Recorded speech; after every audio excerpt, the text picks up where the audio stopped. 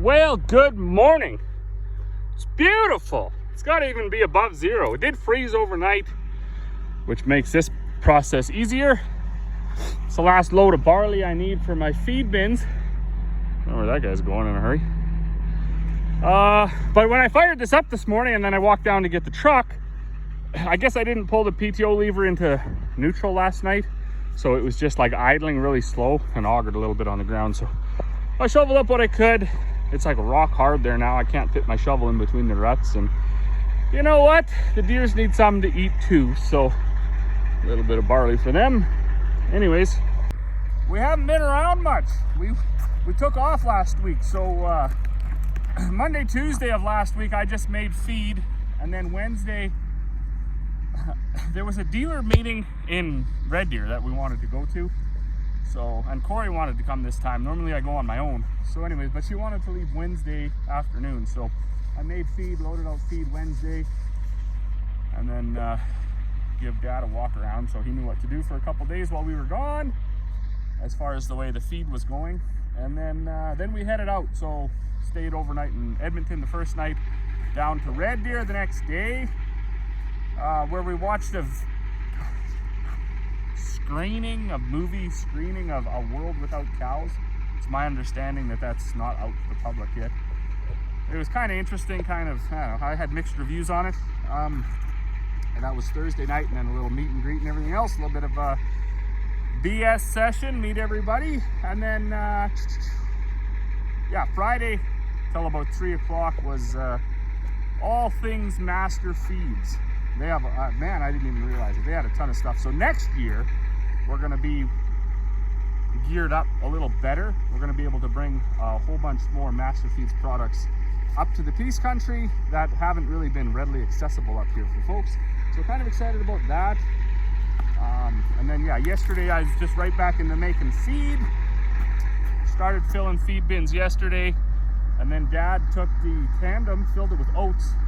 And then he was like, you know what, we got to figure out this power issue. So for the last few years, we've had no power in that truck. So the engine runs, starts, idles, nice, but there's just no power. I mean, if you're in first and, you know, between first and fourth, somewhere in there, you can putz around the yard, no problem.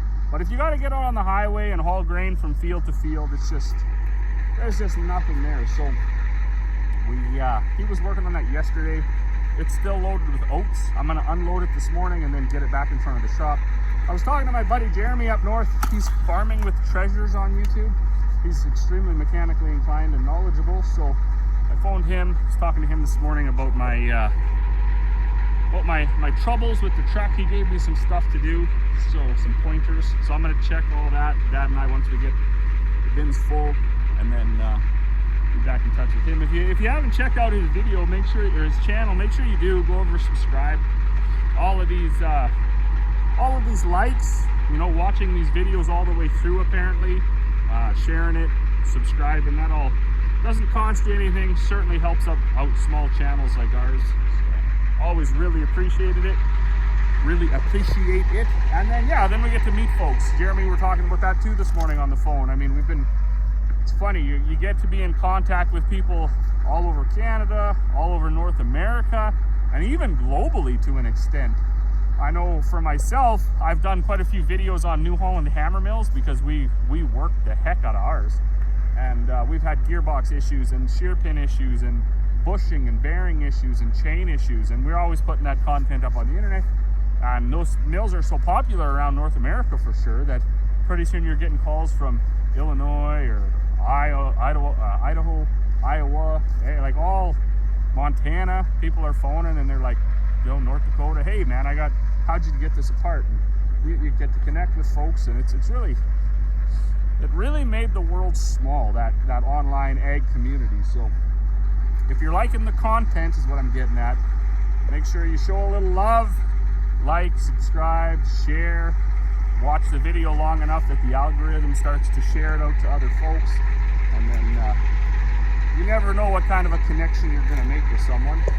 Might be the difference between a $1,000 call out or a free phone call to somebody who's had the problem before.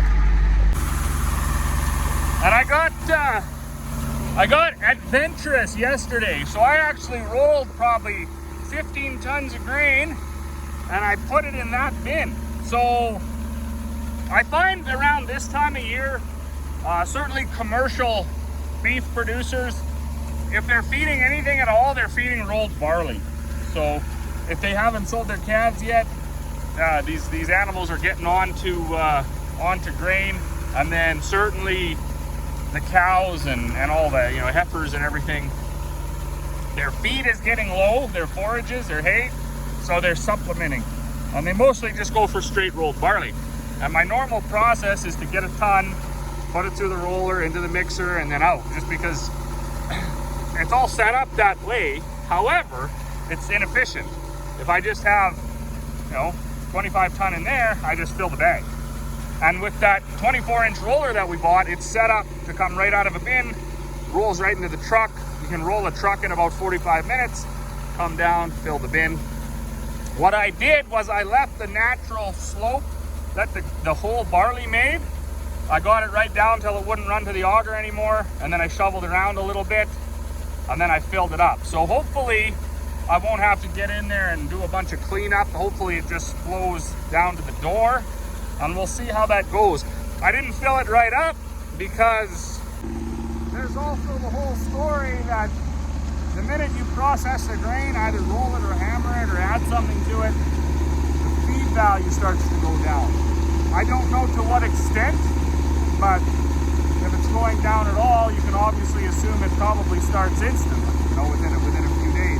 And then the longer it sits, say over 6 months, a year, I don't know, it starts to drop off. I'm a little skeptical about all these, these ideas, but I guess they are quantifiable, right? They can feed value it, they can test it, and they can see fresh rolled barley to year-old barley, and that the feed values change. So we do try to pay attention to that. Well, good morning. We've already got switched into another day. We got snow and cold. It's about -7, -8. It's been snowing hard all morning, and then it quit for a bit, and then it started up again. So we're in the shop. Me and the little one, we just finished putting the covers back on this old Lincoln welder generator. So last week or the week before, I was on the internet Googling how to revive a dead generator. So it would start, but it would have no power. And then the YouTube videos led me to exciting it or flashing the field, as somebody made a comment. That's what it's called, apparently. I think that's probably is what it's called. That sounds the most intelligent anyways. But the one video I watched, you were just supposed to plug in a drill here, like a corded power drill, hold the trigger of the drill and spin it backwards or forward, I don't even know. But anyway, just give it a few spins, and that should create enough power to excite this thing or flash it or whatever. So I tried that didn't work. And because that didn't work, the next step for me is always more power. So I hear you, just 1 second. So I needed more power. So I used a 12-volt battery, and I just touched leads to either side of this. I had these covers and everything off. And then I heard the generator kick in or whatever, bogged down. And I got power. I got power to these top plugs, but not this plug and not these bottom ones. So then I looked in there. I found some fuses that had blown, and I ordered those fuses. I just put them in the other day. They are like kind of big, fat, old school looking things. Maybe they're still, I don't know. Obviously they're still used because you can still buy them. But that's what they were right here.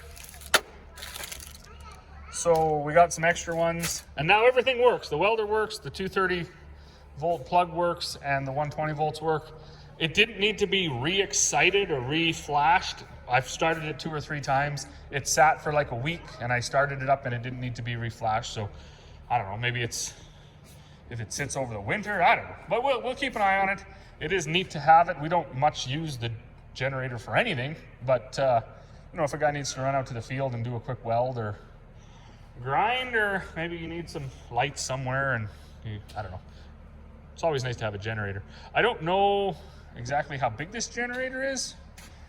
I know it did not like running the 1.5 horsepower motor on our bag filling machine. It did not like that.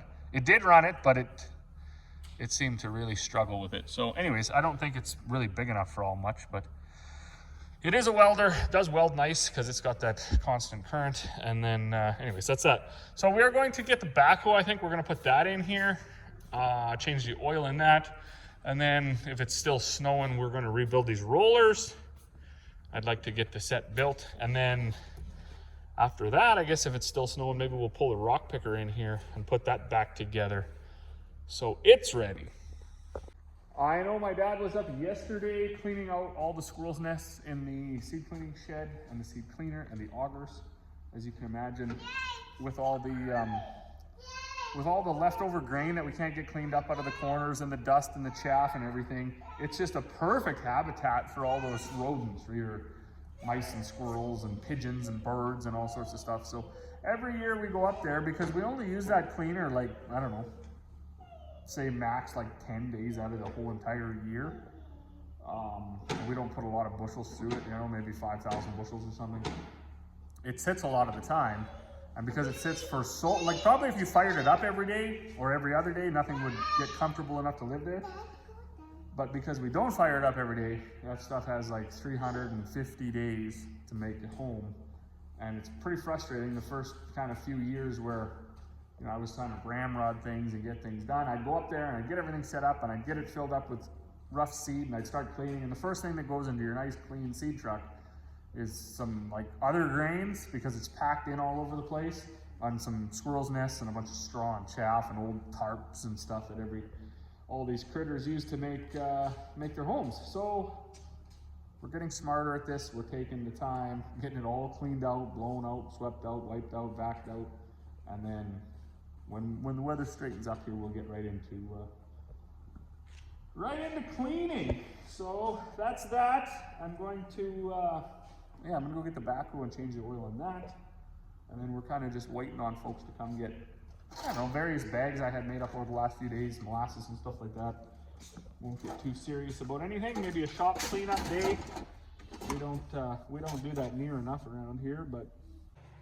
All right, well, was just loaded out 5 totes of molasses. But before I was out, I did get the filter changed and I got some oil in here. I guess I gotta add a little bit more. Then this girl will be ready to roll. I dumped a little bit of diesel down in there this time too, let it flush that oil pan out.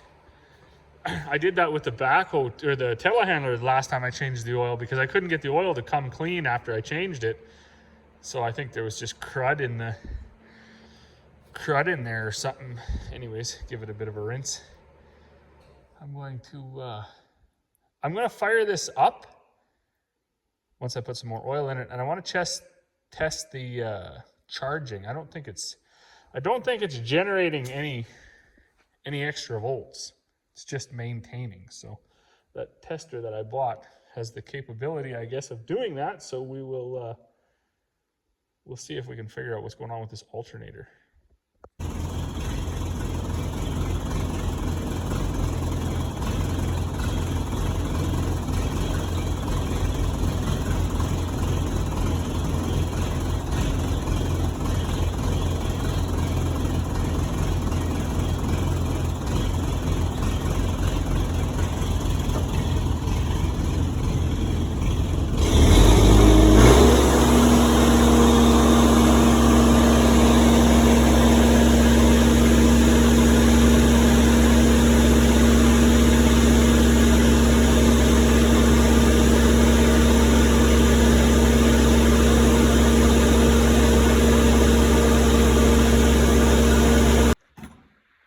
Well, I guess that one's normal or whatever, the charging, so we'll call that a win.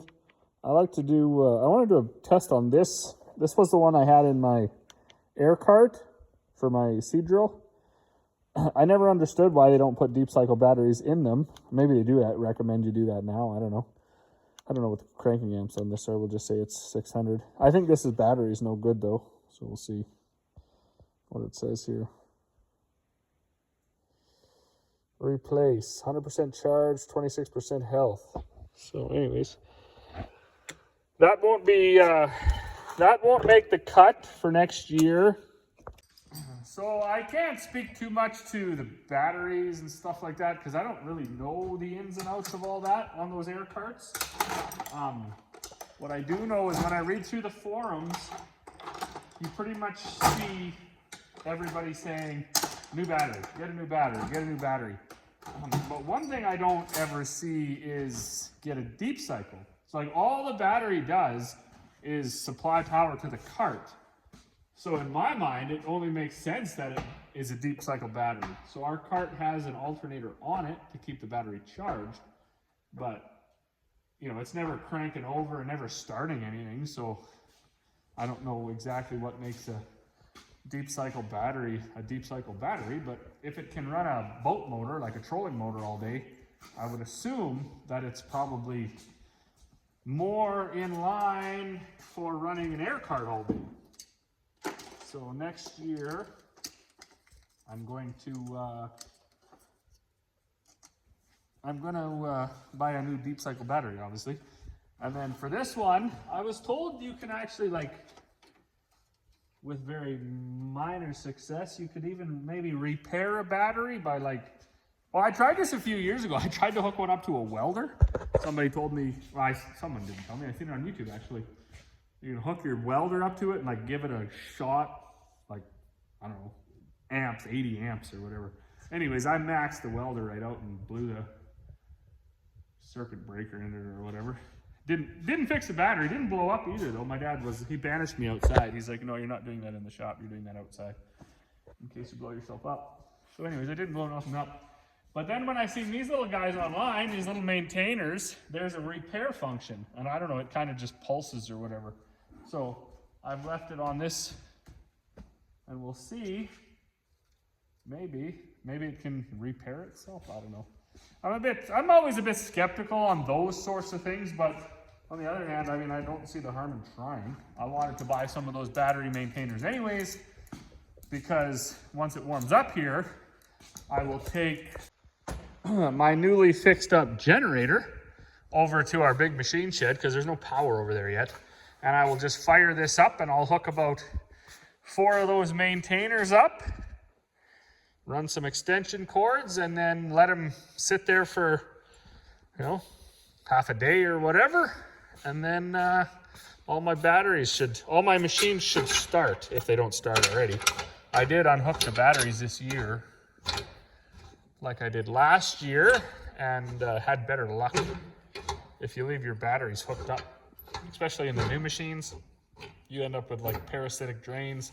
There's clocks and all sorts of things that seem to require a little bit of power, and then they get minus 45 and then plus 5, and the batteries just don't like that. So anyways, let's see where the oil is here. I'm happy with that. I think Dad will most likely use this for cleaning seed. Our seed cleaner is mostly, shouldn't say mostly, it's run on hydraulic. The auger feeding the cleaner is hydraulic, and the auger taking the clean seed away is hydraulic. The other two are electric. We use the hydraulic so we can speed up and slow down the feed rate. We don't have 3-phase power, and we don't have VFDs to do that power. So we just do it that way.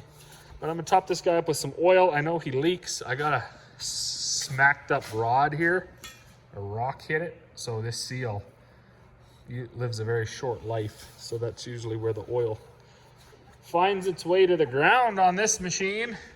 And at some point I will peel that off and I will take it over to my good buddy at Monkman Machining and then get him to fix the rod or put a new rod in it or whatever. But until then, I just leave it. Put the strap on there, and then it doesn't leak the oil out. Let me get my strap wrenches put away and top this up with oil, and then maybe we'll bring that rock picker over, stick that in the shop and put it back together.